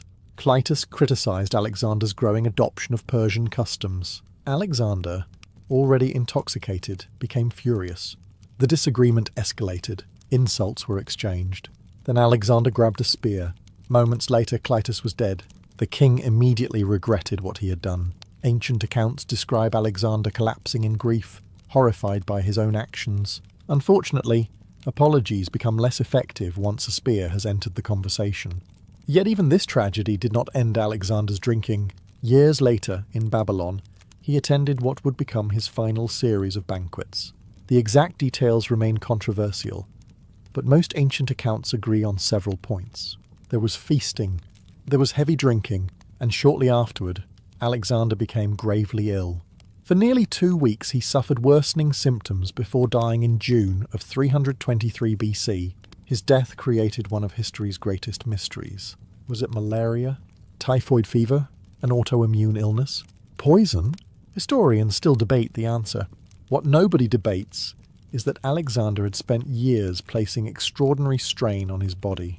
Endless military campaigns, wounds from battle, exhaustion, and frequent drinking had taken their toll. His empire survived him only briefly before fracturing into rival kingdoms. In a cruel twist of history, the man who conquered much of the known world could not conquer his own mortality, and his final chapter began, fittingly enough, at a banquet table with another cup of wine. If Alexander the Great demonstrated how alcohol could contribute to personal tragedy, the Roman Emperor Tiberius showed how excessive drinking could become part of an entire political culture. Tiberius ruled the Roman Empire from AD 14 to AD 37. He inherited a vast and powerful state from Augustus, Rome's first emperor. Intelligent, experienced, and capable, Tiberius was by no means an incompetent ruler. He was, however, surrounded by a court that developed a rather unusual reputation. Roman historians loved gossip almost as much as modern social media, and several writers left colourful accounts of the emperor's drinking circle. Whether every detail is true remains uncertain, but the stories became legendary. One figure stood out above all others, a Roman nobleman named Lucius Piso. According to ancient accounts, Piso possessed an astonishing ability to consume wine. He reportedly spent entire days drinking while somehow remaining functional. This talent impressed Tiberius so much that Piso became one of the emperor's favoured companions. Imagine attending a job interview where your primary qualification was surviving quantities of alcohol that would frighten professional sailors. Rome occasionally worked in mysterious ways. The emperor himself enjoyed lavish banquets and drinking gatherings. These events were not simply parties. Politics happened there. Alliances were formed. Rivalries were managed. Careers were made and destroyed over dinner tables covered with wine cups. The problem was that alcohol tends to make already difficult political situations even more complicated. A careless remark made during a feast could become a serious insult. An argument could become a feud. A rumour could become a conspiracy. And Rome was already a society that produced conspiracies with remarkable efficiency. Roman elites often treated drinking as a sign of sophistication and status. Wealthy aristocrats displayed rare wines imported from across the empire. Guests competed through displays of luxury, conversation, and endurance. The atmosphere encouraged excess. Writers such as Seneca and Pliny frequently criticized the behavior of wealthy Romans who spent fortunes on banquets, while pretending that drinking themselves unconscious was somehow a mark of civilization. To be fair, they occasionally used fancier cups. Yet beneath the luxury lay a serious issue. When political leaders spend large portions of their time feasting and drinking, government tends to suffer. Corruption grows. Important decisions are delayed. Personal relationships begin outweighing competence. Tiberius eventually withdrew from Rome altogether, spending much of his later reign on the island of Capri. There, according to hostile sources, the emperor's court became even more decadent. Whether exaggerated or not, the stories endured. Because Romans understood a timeless truth. A ruler who enjoys wine is one thing. A ruler surrounded by professional drinkers is something else entirely. When Charlemagne died in AD 814, he left behind one of the most powerful empires Europe had seen since the fall of Rome. He also left behind descendants. History has repeatedly demonstrated that building an empire is often easier than persuading your heirs to behave responsibly. Charlemagne's grandsons inherited enormous wealth, vast territories, and enough political power to shape the future of Europe. What they did not inherit in equal measure was their grandfather's discipline. Among the most notable was Charles the Bald, ruler of West Francia, a kingdom that would eventually become France. Like many aristocrats of his era, Charles lived in a court where wine flowed constantly. Drinking was woven into noble life. Banquets accompanied political negotiations, military celebrations, religious festivals, and nearly every major event. The problem was not that nobles drank. The problem was how much they drank. Medieval chroniclers frequently complained about excessive drinking among the Frankish elite. Feasts could last for days. Noblemen competed to demonstrate generosity through endless supplies of wine and ale. Excessive consumption became a symbol of wealth and prestige. A noble who served modest amounts of wine appeared poor. A noble who served too much appeared successful. The incentives were not exactly encouraging moderation. As Charlemagne's empire fragmented, rival kings and nobles spent enormous amounts of time attending feasts, negotiating alliances, and plotting against one another. Drinking often accompanied all three activities. This was not always ideal for decision-making. Imagine trying to divide one of Europe's largest empires while surrounded by ambitious relatives, armed retainers, and enough wine to impair everyone's judgment. Predictably, things became complicated. The famous Treaty of Verdun in AD 843 eventually divided the empire among Charlemagne's grandsons, creating separate kingdoms that laid foundations for modern France and Germany. The negotiations themselves were serious. The political culture surrounding them was not always so restrained. Medieval courts often blurred the line between diplomacy and celebration. Ambassadors arrived bearing gifts of wine. Noble gatherings featured extravagant feasts. Political agreements were sealed over shared cups. Sometimes this strengthened relationships. Sometimes it strengthened hangovers. Chroniclers occasionally described rulers whose devotion to feasting distracted them from governance. Resources that might have supported armies or infrastructure disappeared into lavish celebrations designed to impress guests. Yet nobody wanted to be the king remembered for serving weak wine. As the Carolingian Empire gradually weakened, external invasions increased, internal rivalries intensified, and royal authority declined. Wine was hardly the sole cause, but it certainly wasn't helping, because while Charlemagne had spent decades building an empire, some of his successors seemed increasingly occupied with building impressive banquet tables. By the time King Edgar the Peaceful ruled England in the 10th century, drinking had become such an ordinary part of daily life that most people barely thought about it. Water was not always reliable. Ale was everywhere. Children drank it. Farmers drank it. Monks drank it. Nobles drank it. If medieval England had possessed modern office meetings, someone probably would have brought ale to those as well. The problem was that many people were drinking far more than Edgar thought was sensible. Unlike some rulers on our list, Edgar was not famous for personally drinking his kingdom into trouble. Instead, he became concerned that excessive drinking was becoming a social problem throughout England. This made him something of an unusual king. Most rulers enjoyed the feast. Edgar looked at the feast and started worrying about crowd control. According to medieval sources, drinking gatherings often became rowdy affairs. Large communal cups were passed around. Participants competed to empty them. Feasts sometimes descended into disorder as intoxication steadily increased. Apparently, the English had developed an early talent for turning just one drink into an evening-long commitment. Edgar decided something needed to be done. One famous story claims that he introduced drinking regulations designed to reduce excessive consumption. Most notably, drinking vessels were marked with pins or pegs at various levels. The idea was simple. Drinkers were expected to consume only a certain amount at a time rather than draining entire cups in one enthusiastic attempt. It was essentially an early medieval version of telling people to pace themselves. The fact that such measures were considered necessary reveals quite a lot about the drinking culture of the time. Naturally, enforcement proved challenging. People who are determined to drink heavily have historically displayed remarkable creativity when confronted with rules designed to prevent it. This pattern has remained surprisingly consistent, yet Edgar's efforts reflected a larger truth. Alcohol could create problems even when kings themselves remained relatively disciplined. Excessive drinking affected productivity, public order, and social stability. Arguments became fights. Minor disputes became major conflicts. Communities suffered when drunkenness became widespread. A king responsible for maintaining peace could not entirely ignore these consequences. Whether Edgar's reforms achieved lasting success remains debatable. Drinking remained deeply embedded in English culture, long after his reign ended. But his story stands out because it reverses the usual pattern.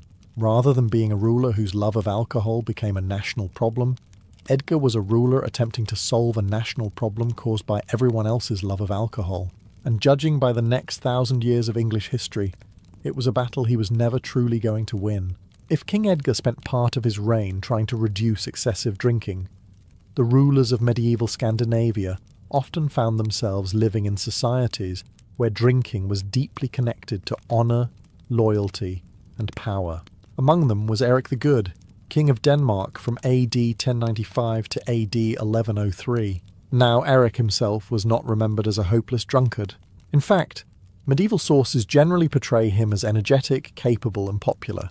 Yet his reign offers a window into a culture where royal authority and drinking customs were so closely intertwined that separating the two would have been nearly impossible. In Scandinavia, feasts were not optional social events. They were political necessities. A king maintained loyalty through personal relationships.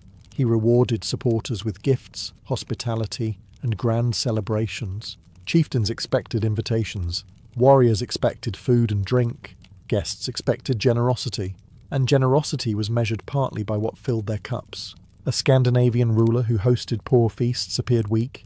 A ruler who hosted magnificent feasts appeared powerful. The message was simple. If a king could afford endless barrels of ale and mead, he clearly possessed the wealth and influence necessary to lead. The result was a culture where drinking became part of governance itself. Royal halls served as centres of politics.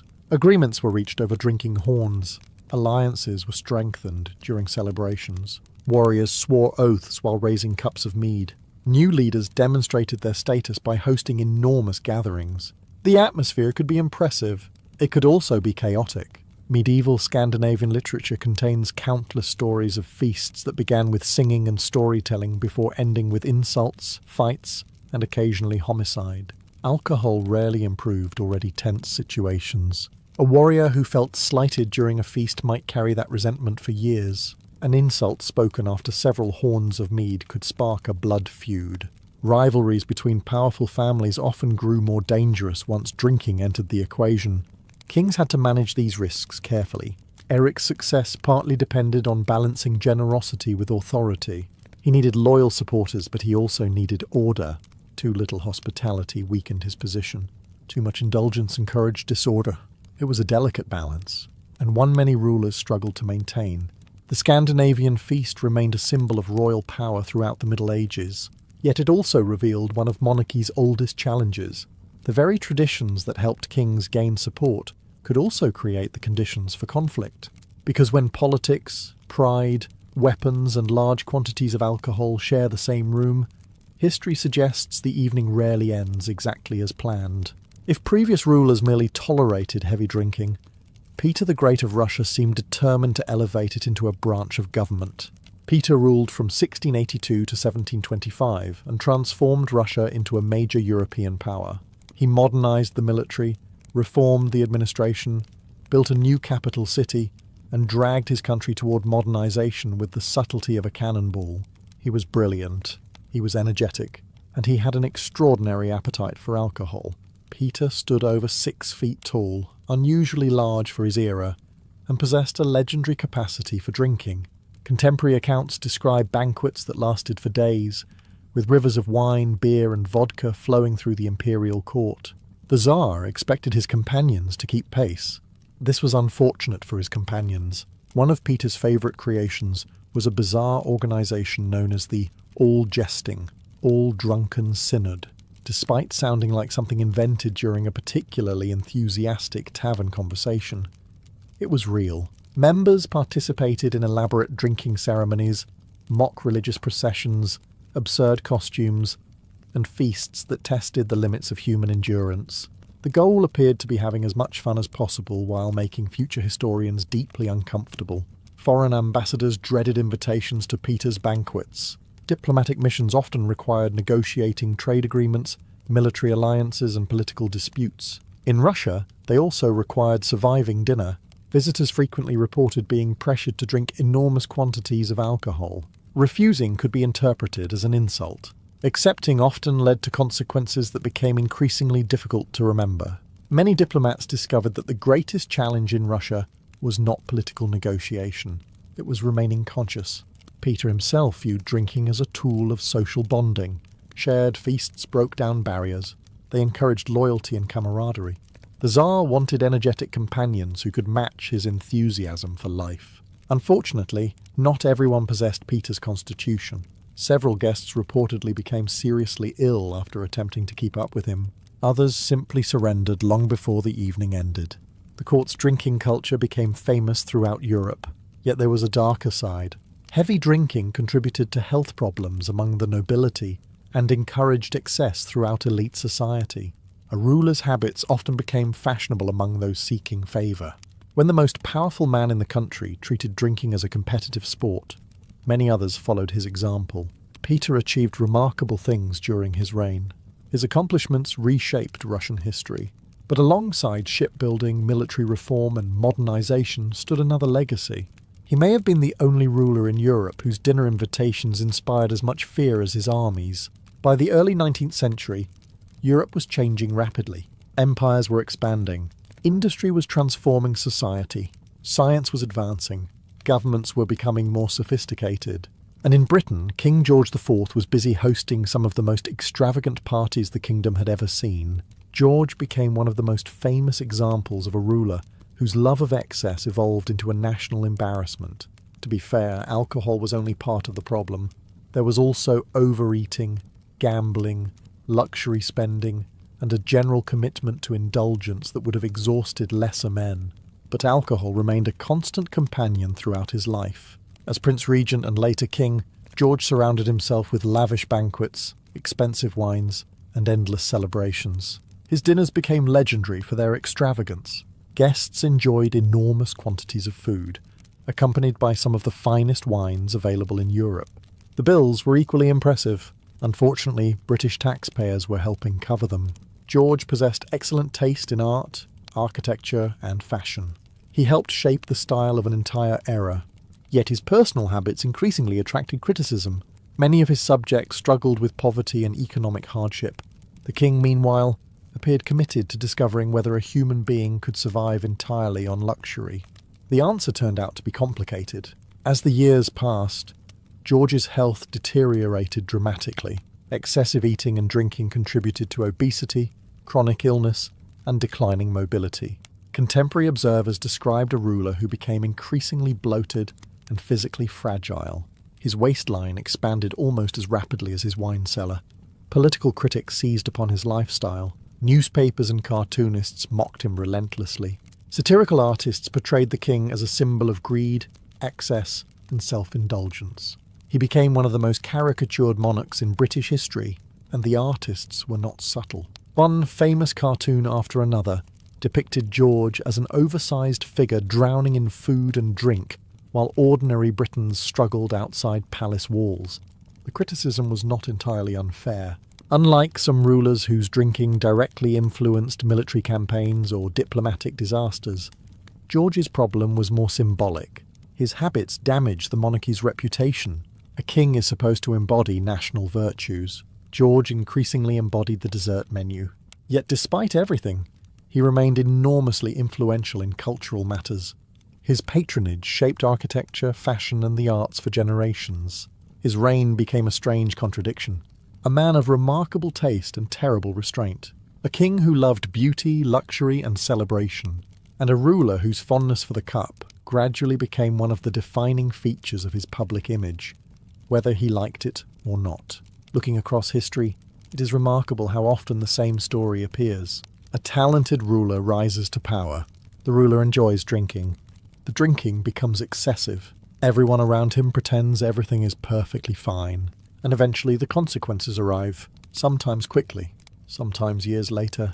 The kings in this story came from different centuries, cultures, and kingdoms. Alexander the Great marched across Asia. Tiberius ruled Rome. Medieval kings governed fragmented European realms. Peter the Great transformed Russia. George IV presided over Britain during an age of enormous change. Yet despite their differences, they shared one important characteristic. None of them truly lived in a world where anyone could tell them no. That was often the real problem. For ordinary people, excessive drinking eventually meets resistance. Friends complain. Family intervenes. Employers become concerned. Reality has a way of imposing limits. Kings existed above many of those limits. Servants refilled their cups. Courtiers laughed at their jokes. Nobles praised their behaviour, even when everyone privately understood that the situation was becoming ridiculous. This created a dangerous environment. A ruler's weaknesses could grow unchecked because admitting those weaknesses existed might be politically risky. As a result, personal habits sometimes became public problems. A drunken argument could spark a diplomatic crisis. A reckless decision made during a feast could alter the course of a war. An unhealthy lifestyle could weaken a monarch at a critical moment for the kingdom. The effects rippled outward through entire societies. What makes these stories fascinating is that alcohol itself was rarely the sole cause of disaster. The real issue was excess. Wine did not divide Charlemagne's empire. Alcohol did not create political rivalries in Rome. Vodka did not single-handedly modernize Russia under Peter the Great. But excessive drinking amplified existing flaws. It magnified poor judgment. It encouraged impulsive decisions. It weakened rulers who already carried enormous responsibilities.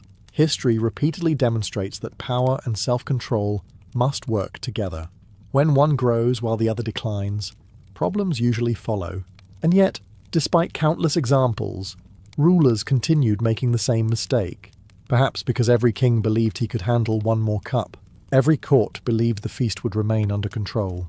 Every generation convinced itself that things would be different this time.